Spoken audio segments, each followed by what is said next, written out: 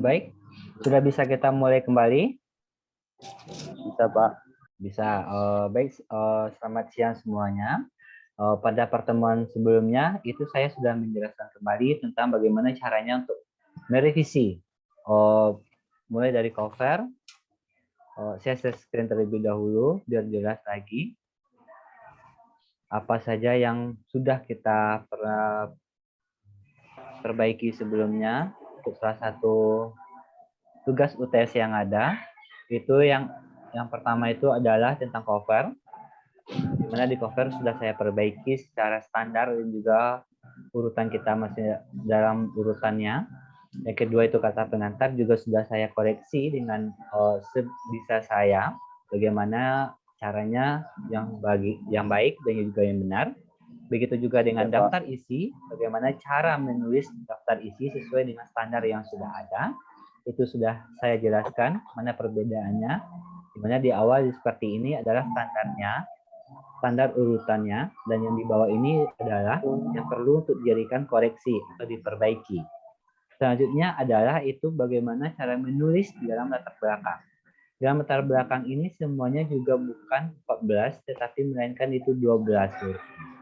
Jadi dia bukan 14 semuanya, tapi 12. Di sini tidak menggunakan tanda titik dia, karena dia itu bukan satu kalimat, tapi dia bagian dari sebuah bab. Biasanya orang memanggilnya itu subbab. Nah, pada bagian ini penelitian menyebutkan bahwa SARS dan dari kucing luwak atau overcap. Nah, di sini juga tidak ada penjelasan dari mana referensinya. Saya lihat lagi dalam paragraf selanjutnya, saya juga tidak menemukan referensi-referensi yang memang dibutuhkan. Meskipun itu tidak diperlukan di dalam latar belakang untuk setiap referensinya, itu meskipun tidak diperlukan, akan tetapi jika itu ada, maka sebaiknya itu disebutkan. Selanjutnya itu kita bahas tentang di bagian bab 2 atau pembahasan. Di bagian bab 2 atau pembahasan juga masih sama. Standarnya itu dia bukan seperti itu. Kita masuk dia dalam poin A. Nah, dalam poin A ini ada penjelasan. Ada penjelasan lagi di sini. Namun penjelasan ini saya juga tidak mengetahui dari mana referensinya. Nah, itu bahayanya. Kalau tidak ada referensinya, maka kita tidak bisa mengatakan bahwa COVID-19 itu atau Severe Acute Respiratory Syndrome Coronavirus ini itu adalah sebuah virus yang menyerang sistem pernafasan. Kita tidak bisa menyatakan hal seperti itu. Kenapa? Karena mahasiswa itu adalah dalam ruang lingkupnya yang ilmiah, bukan yang biasa. Kalau yang biasa boleh copy paste dari sini, ambil copy paste dari sini boleh. Tapi kalau mahasiswa itu tidak diperbolehkan. Kita itu harus memparafrase kembali apa yang sudah orang lain katakan. Itu adalah standar untuk seorang mahasiswa. Di sini yang juga harus diperhatikan itu adalah penulisan huruf besar, penulisan huruf kecil, penulisan kata-kata ataupun huruf yang harus dimiringkan. Seperti halnya adalah penulisan huruf miring pada kalimat ini. Itu seharusnya miring, bukan berarti dia itu tidak boleh. Dia tidak boleh asal-asalan. Penulisan huruf yang tinggal, kata-kata yang tidak pada tempatnya, nah itu juga harus diperhatikan. Jadi mahasiswa sekarang itu bukan lagi mahasiswa yang hanya untuk copy paste apa yang sudah ada. Tidak, tapi kita diminta untuk bagaimana caranya memparafrasekan atau mengganti satu kalimat atau satu paragraf tanpa merubah yang namanya isi atau makna dari kalimat tersebut. Nah, itulah yang harus diperhatikan oleh mahasiswa-mahasiswa saya. Semua mahasiswa harus memperhatikan hal-hal seperti itu. Ini yang namanya penjelasan seperti ini. Nah, ini yang tidak akan saya temukan lagi. Nah, artinya mahasiswa-mahasiswa saya harus menjelaskan, benar-benar menjelaskan bagaimana caranya menulis yang baik itu. Seperti halnya, mari kita selesaikan satu persatu. Contoh, pengertian coronavirus. Mari saya cari terlebih dahulu pengertian dari coronavirus. Ini sudah selesai. Pengertian coronavirus atau COVID-19. Di sini ada beberapa, karena ini kita dalam bentuk ini, kita juga bisa pakai dia di dalam Google Scholar. Bagaimana caranya mencarinya? Kita ketik terlebih dahulu Google Scholar. Setelah Google Scholar, nanti Anda cari dia di situ tentang COVID-19. COVID-19. Nah, biasanya itu akan dapat kata-kata COVID-19 seperti ini. Nah, ini memang dalam bahasa Inggris. Nah, dalam bahasa Inggris tugas Anda adalah mengartikannya dalam bahasa Inggris. Tapi coba kita cari dia dalam bahasa Indonesia. COVID-19. Masih sama, bahasa Inggris. Ya, masih bahasa Inggris dia, karena kita mencarinya dalam artikel. Corona 19 virus. Oke. Ternyata masih bahasa Inggris. Apa ya? Corona 19 bahasa Indonesia. Coba kita cari yang bahasa Indonesia. Nih, pembelajaran daring di tengah COVID-19 bisa kita ambil. Pemanfaatan teknologi, informasi bisa kita ambil. Mari kita lihat. Mana dia? Ini. Ada teksnya. Ini bisa kita ambil atau tidak. Ini dari tesis. Kita lihat PDF. Ini silakan Anda pelajari bagaimana caranya untuk mencari referensi-referensi. Jadi nanti Anda semua sudah bisa bagaimana caranya mencari referensi yang baik itu seperti apa. Nah ini, saya ketemu ini, COVID-19 sedang melanda dunia, merupakan keluarga besar, ini tidak bisa, virus ini di penjelasan, kita sudah mencari pengertian, juru bicara, Presiden Republik Indonesia. Apakah di sini ada penjelasan tentang COVID-19? Nah, ini ada. Menurut siapa ini? Di sini. Mari kita coba buka.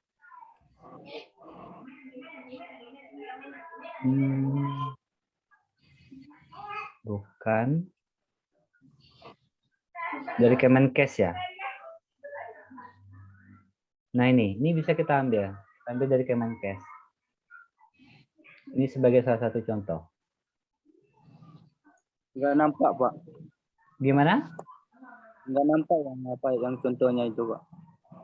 Contoh artikelnya tidak kelihatan ya? Ya, Pak, yang artikel yang masih pembahasan dari file saya, Pak. Yang nampak. Bentar. Saya stop terlebih dahulu. Ini kelihatan? Bapak. Nah, ini. Ini ada sebuah kajian dari salah satu artikel. Itu tahun 2020. Dia terbitan dari salah satu jurnal di Samar. Dia membuat tentang analisa pemanfaatan teknologi informasi dalam pembelajaran jarak jauh di tengah pandemi COVID-19. Apa yang kita ambil, yang bisa kita ambil di sini? Yang pertama yang bisa kita ambil itu adalah pengertian. Karena tadi kita mengejar pengertian ya. Iya, Pak. Pengertian. Mari kita copy pengertiannya. Nah, seperti ini. Ini standar untuk mahasiswa dalam mengerjakan tugas ya. Kalau dalam penulisan tugas akhir, dia harus diparafrase. Karena ini hanya tugas, jadi dia tidak perlu terlalu banyak. Saya stop. Mana dia makalah tadi? Nah, ini. Karena dia pengertian, jadi kita tidak perlu menuliskan yang lain. Seperti itu dia. Paste. Nah, karena ini kita Ini kelihatan? Bentar, mana Belum dia? lagi, Pak. Belum ya? Kelihatan lagi, Pak. Sebentar. Nah, ini sudah kelihatan? Udah, Pak. Nah, karena ini kita ngambilnya dari satu artikel, dan artikel itu sepertinya dia memang mengunci kita, jadi semuanya berantakan. Jadi kita harus membereskannya terlebih dahulu. Nah, ini kerjaan kita sebenarnya seperti ini kurang lebih nanti. Nah, ini baru pengertian. Jadi dia tidak boleh yang lain. Jadi jangan sampai Ananda membahas tentang pengertian, tapi bukan pengertian yang Ananda buat di sini. Nah, itu yang jadi permasalahan di situ. Oke. COVID, penyebab COVID-19, COVID-19, 2019, COVID-19, HTTP. Nah, ini yang seharusnya Nanda buat.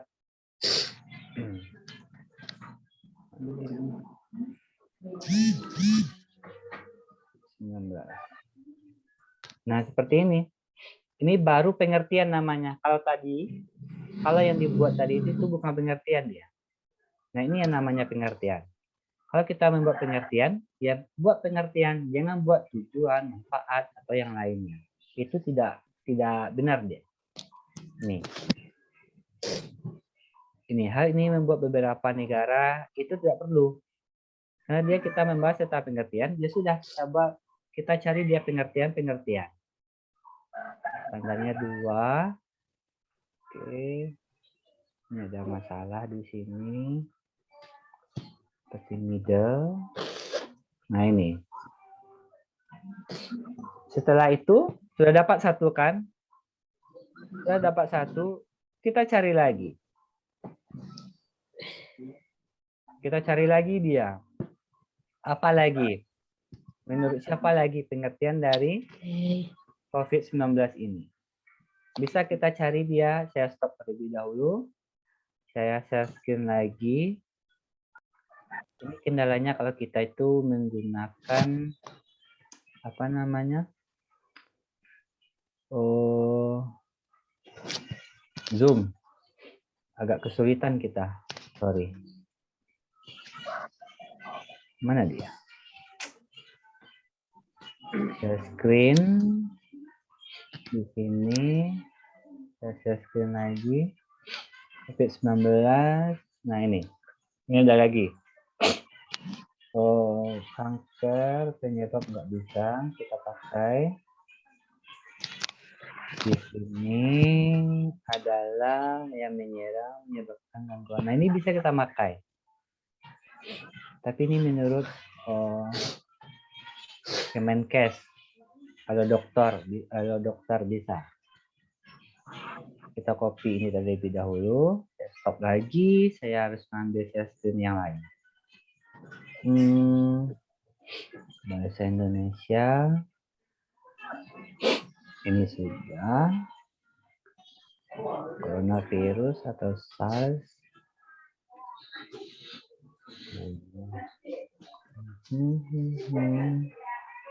Nih. Ini juga bisa menurut Halo Dokter tahun 2000 berapa tadi ya? Saya cek dulu. Halo Dokter tahun berapa ini ya?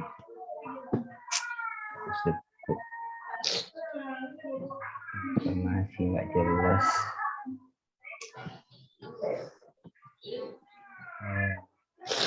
2000 berapa ini ya? Halo Dokter ini ya, saya sebutkan.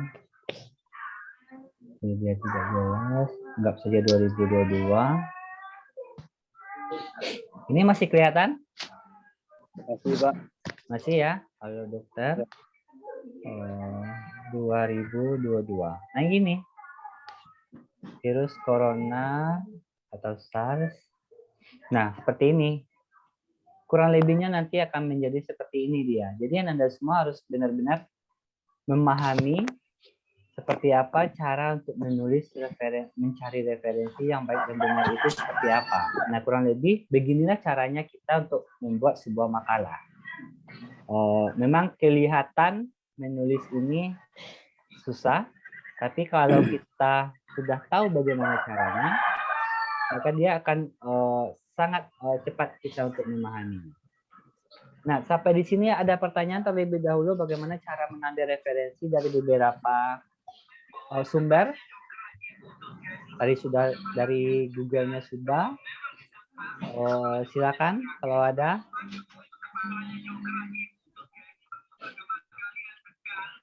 Saya stop terlebih dahulu.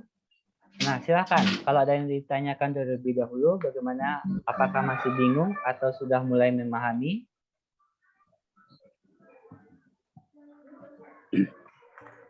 Kalau saya Pak udah sedikit memahami mengenai mengambil referensi dari pengertian sebuah pembahasan Pak. Oke, terima kasih. Yang lain bagaimana?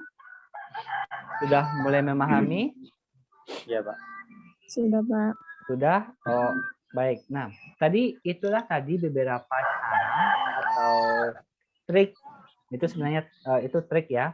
Trik bagaimana kita sebagai seorang mahasiswa itu bisa menulis. Jadi menulis itu mungkin di awal memang kelihatannya sangat sulit, tapi kalau kita sudah tahu bagaimana caranya, itu akan sangat mudah sekali. Nah, makanya itu dari awal saya mengatakan bahwasannya perkuliahan kita ini secara garis besarnya itu akan saling berkaitan satu dengan yang lainnya. Kalau satu saja di antara itu tidak memahami, sedikit saja tidak memahami, maka Anda semua akan kesulitan nantinya dalam menulis tugas akhir. Nah, karena sekarang semuanya sudah dalam sistem digital, kita sudah bisa mencari referensi dari banyak sekali artikel-artikel, baik itu artikel yang diterbitkan di dalam jurnal nasional ataupun dari dalam jurnal internasional. Nanti juga bagaimana caranya Anda semua bisa mengambil dari artikel internasional, itu saudara jadikan dia dalam bahasa Indonesia. Nah, itu juga bisa. Nah, disinilah tugas dari seorang mahasiswa itu bagaimana dia itu bisa mendapatkan referensi yang baik, yang bagus, yang bisa untuk mendukung nantinya dalam mengerjakan setiap tugas yang ada. Nah, masih ada pertanyaan? Kalau masih ada, saya persilahkan. Mungkin dari Nicodemus, atau dari Brigita, atau dari Apriyanti. Kalau masih ada, dipersilakan. Jadi nanti silakan nanti untuk diperbaiki ya. Makalahnya itu diperbaiki. Nanti untuk Anton, nanti akan saya kirimkan. Nanti saya kirimkan di grup ya. Iya Pak. Nanti saya kirimkan di grup apa yang sudah saya perbaiki. Nah, untuk yang lainnya nanti silakan disesuaikan saja. Bagaimana caranya? Silakan. Masih ada yang ingin ditanyakan? Tidak ada? Baik, diam saya anggap itu sudah memahami ya dan sudah mengetahui bagaimana caranya menulis sebuah makalah yang baik dan benar itu sampai dalam menulis daftar pustakanya. Untuk pertemuan selanjutnya atau pertemuan minggu depan kita akan membahas itu tentang yang pertama adalah surat lamaran pekerjaan dan juga surat izin. Kita akan membahas hari itu, jadi silahkan nanti baca-baca dulu atau dipahami dulu surat tentang surat lamaran pekerjaan dan juga surat izin. Kita hanya fokus 2, kita tidak fokus 4 jenis surat atau 5 jenis surat, kita hanya fokus kepada 2 jenis surat itu saja. Nah, mungkin itu saja pertemuan kita pada siang hari ini. Saya mohon maaf apabila masih banyak kekurangan yang dalam cara saya menyampaikan materi dikarenakan keterbatasan kita melalui Zoom meeting. Nah, mungkin itu saja yang bisa saya sampaikan, saya akhiri. Selamat siang semuanya.